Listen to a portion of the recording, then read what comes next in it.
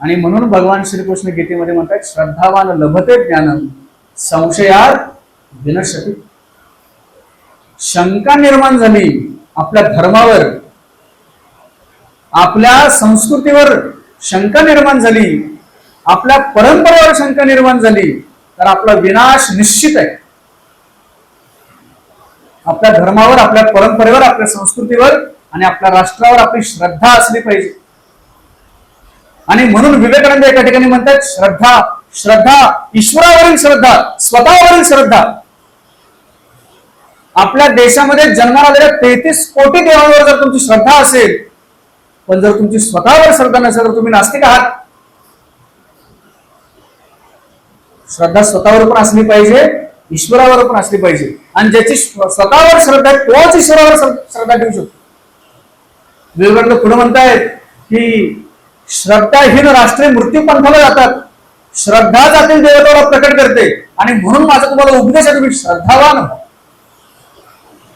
श्रद्धावान, श्रद्धा बळकट असली पाहिजे, दृढ असली पाहिजे. अशीच श्रद्धा त्या शिवाकाशीदांची शिवरायांवर होती, अशी श्रद्धा त्या बाजी प्रभूंची शिवरायांवर होती, अशी श्रद्धा त्या नरवीर तानाजी मालुसरेंची शिवरायांवर होती. आणि किती जणांची नावं घ्यावी तरी ग्रंथ तयार होईल. ज्ञात अज्ञात अशी किती नावं आहेत ज्यांनी देह ठेवला स्वराज्यासाठी.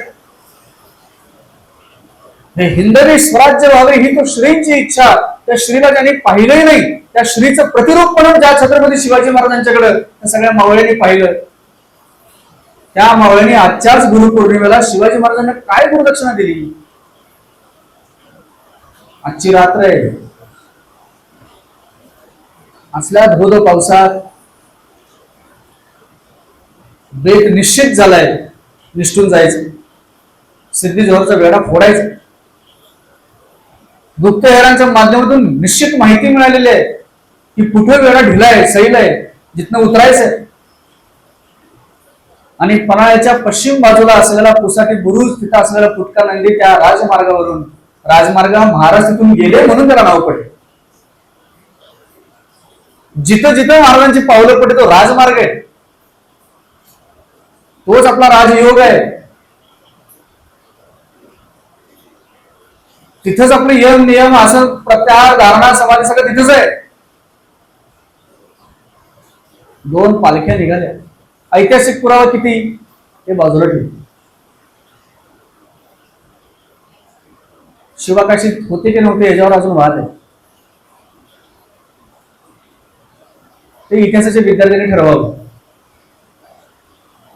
पण जर ते असतील तर त्यांच्याकडे मी काय घ्यायचं, काय शिकायचं ते मात्र निश्चित बघितलं पाहिजे. थोडा विचार केला शिवाजी महाराजांच्या एकंदरीत पूर्ण स्वराज्य निर्माणाच्या त्या जीवनातला, तर जिथं जिथं महाराजांना स्वतः युद्धाला जावं लागलं, जिथं जिथं अनेकांना पाठवावं लागलं, सगळीकडे स्वतः महाराज नाही गेले. आणि अत्यंत महत्वाच्या ठिकाणी ते स्वतःच गेले. बोले त्याच्या चाले त्याची वंदावी पावले. त्यांना जे बोलायचं होतं ते करून पण दाखवलं, जे करायचं होतं ते बोलून दाखवलं. त्यांनी अनेक ठिकाणी अनेकांना पाठवलं. पाठवत असताना कुठेतरी महाराजांच्या अंतःकरणामध्ये एक आशा होती की माझा गेलेला हा सवंगडी जिवंत परत आला पाहिजे आणि तो येईल, असं कुठेतरी एक आशा होती. त्यातले काही जण यशस्वी झाले, जिवंत परत आले, काही जीवनाच्या बाबतीत अयशस्वी झाले. महाराजांची मोहीम यशस्वी करून दाखवली, पण देह काय परत आला नाही. पण आशा होती महाराजांची परत येते. पण एकमेव शिवाकाशीत असा होता की जिथं महाराजांना सुद्धा खात्री होती हा मरणारच आहे, हा परत नाही येणार. आणि त्या शिवाकाशीतला ही खात्री होती की ज्या पालखीत मी बसायला लागलो ती पालखी मृत्यूचीच आहे, तिथं मी परत नाही येणार आहे. एक लक्षात घ्या, नेतृत्व एवढं सोपं नाही बरं का. ज्या नेतृत्वाला आपला सवंगडी जिवंत परत येईल या आशेवर ज्यावेळी योजना आखत असतो ती योजना वेगळी आहे. पण इथं माहितीच आहे की बाबा हा माझा सवंगडी परत नाही येणार, तरीही त्याला पाठवायचं. फार अवघड गोष्ट आहे. आणि त्यालाही माहिती आहे मी परत नाही येणार. अभिनय करायचं, नाटक वठवायचं तिथं महाराजांचं. जितका वेळ त्या नाटकामध्ये मी यशस्वी शिवाजी महाराज होणार आहे तितका वेळ महाराज पन्हाळगडापासून दूर जाणार आहेत, विशाळगड जवळ करणार आहेत. एवढा अवघड अभिनय आहे हा. दाढी टोकदार वाढवली, मिशा उलट्या तलवारीसारख्या उलट्या वाढवल्या, कपाळावर चंद्रकोर काढली, आणि तोंडात जर मावा गुटखा असेल, काय त्या रूपाचा आपण अपमान करतो. एका दिवसातल्या, एका रात्रीतल्या, एका प्रहरासाठी केलेला शिवाकाशीदांनी अभिनय, ते घेतलेलं रूप शिवाजी महाराजांचं, वाढवलेली दाढी, मिशा, कपाळावरची काय असेल तो गंध शिवाजी महाराजांचा, गळ्यात कवड्याची माळ, डोक्यावर जिरेटोप, पायामध्ये मोजडी, बाराबंदीचा पोशाख करून शिवाजी महाराजांची वस्त्र अंगावर घातलेले आहेत. आणि आज शिवाकाशी सिद्धी जोहरच्या भेटीला गेले. या सगळ्या दाढीचं, मिशांचं, कपाळावरच्या गंधाचं, गळ्यातल्या कवड्याच्या माळेचं, डोक्यावरच्या जिरेटोपाचं, अंगातल्या त्या शिवाजी महाराजांच्या पोशाखाचं, पायातल्या मोजडीचं मूल्य काय? जीवन. प्राण द्यावे लागले शिवाकाशीदांना. काय सुंदर लिहिले गुरुजीने त्यावर. शिवाकाशीदांचा सामान्य त्याग, मलाही असा लाभू दे कर्मयोग, असे मागतो नित्य तुळजा पदाला, मराठा म्हणारे अशा वाला. ही गुरुदक्षिणा.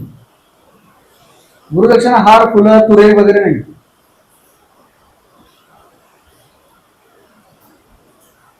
आजच्या दिवसाला जो भाव असतो ना, तो मरणाच्या शेवटच्या श्वासापर्यंत तसाच राहिला तर गुरुदक्षिणा देण्याची पात्रता निर्माण होईल.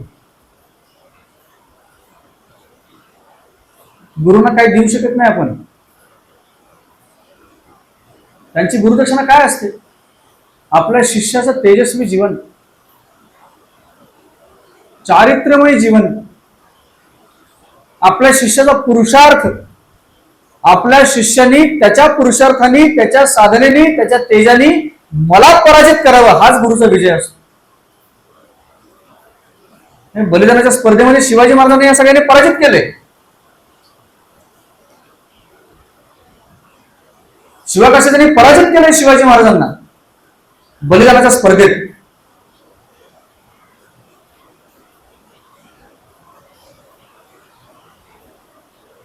बाजीप्रभू देशपांडे किती वेळ लढायचे? आपण सगळे शस्त्र खेळ चालवणारे लोक आहेत. साधी एक फेक आपण ज्यावेळी करून येतो मैदानात, दुसरी फेक करण्याचा स्टॅमिना नसतो आपल्याकडे. आणि एक फेक किती वेळाची असते? किती वेळाची असते? 40 सेकंद, लय तर लय 50 सेकंद स्व असेल तर अजून 50 सेकंदामध्ये एक फेक, म्हणजे एक प्रकार शस्त्राचा चालू, फक्त हवेत चालवलेला बरं का, ती लढाई पण नाही, ती कवायत आहे फक्त. 40-50 सेकंदाच्या केलेल्या कवायतीमध्ये ज्यावेळी मैदान सोडून आपण परत जागेवर येतो, दुसरं शस्त्र हातामध्ये घेऊन दुसरी कवायत करायला जाण्याचा स्टॅमिना आपण नसतो, तर दुसरा माणूस पडायला लागतो. इथं बाजीप्रभूंना रिप्लेसमेंट कोण आहे? आणि शक्य आहे का बाजीप्रभूंना रिप्लेस करणं? त्यांची जागा दुसऱ्याने घेणं?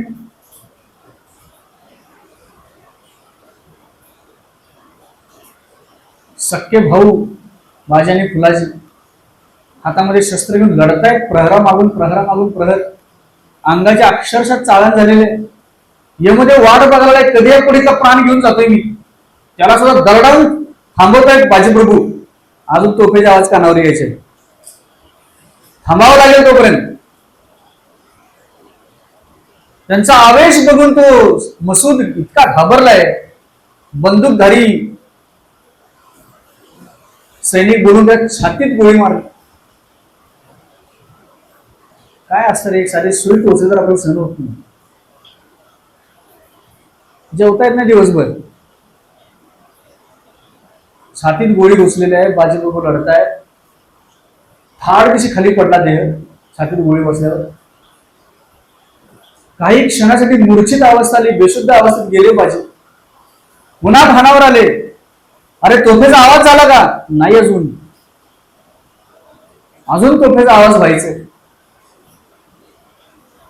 त्याही अवस्थेमध्ये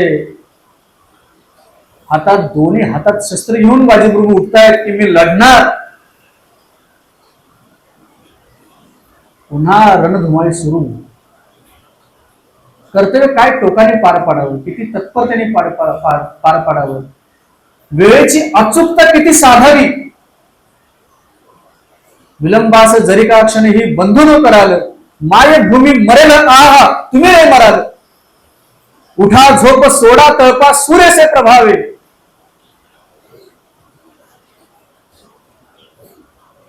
उठा, ही झोप सोडून द्या. उठा झोप सोडा तळपा सूर्यसे प्रभाव.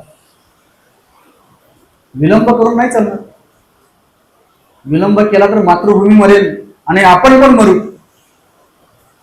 हे सूत्र जगलेत बाजीप्रभू. एक मात्र चिंतन आता एकची विचार, भाग्य पूर्ण होईल केव्हा हिंदू भूमीवर.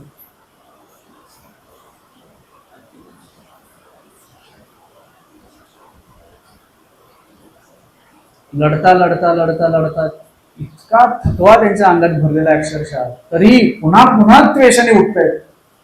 मग मात्र तोफेचा आवाज झाला. जसा आवाज झाला तसा ध्येय खाली पडलं. बस त्या आवाजासाठीच प्राण राखून ठेवलं.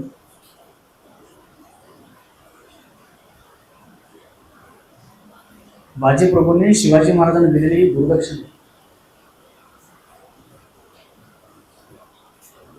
एकट्याचे नाही बरं का, 300 जणांचे.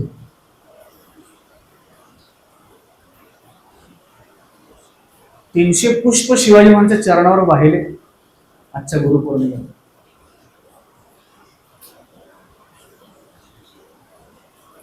सावरकर म्हणतायत, अशीच फुले फुडावी, मातृभू चरणी अर्पण व्हावी. धन्य धन्य आपला वंश श्री रामचंद्र पुण्यलेश, धन्य होय ती वंशलता निर्वंश जिचा देशाकरिता. हे काय असतो जरी सात बंधू आम्ही त्वस थंडीले दिधले असते बळी.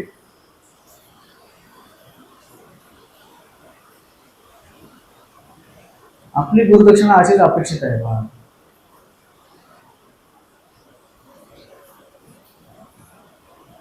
आज हे फूल वाहिले, उद्या जीवन पुष्प व्हायचं. माझ्या चरणी नाही, यांच्या चरणी.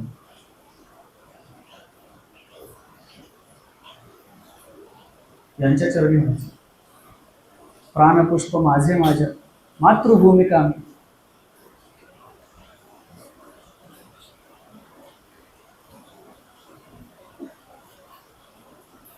आणि जर ते फूल व्हायचंच आहे तर ते तजेलदार पाहिजे, तेजस्वी पाहिजे. कुजलेलं, सडलेलं, मुरगळलेलं, हिरमुसलेलं, कोमेजलेलं अशी फुलं झाडाची पण तोडपणे तोडून टाकून दिली जातात. फुल कसं पाहिजे?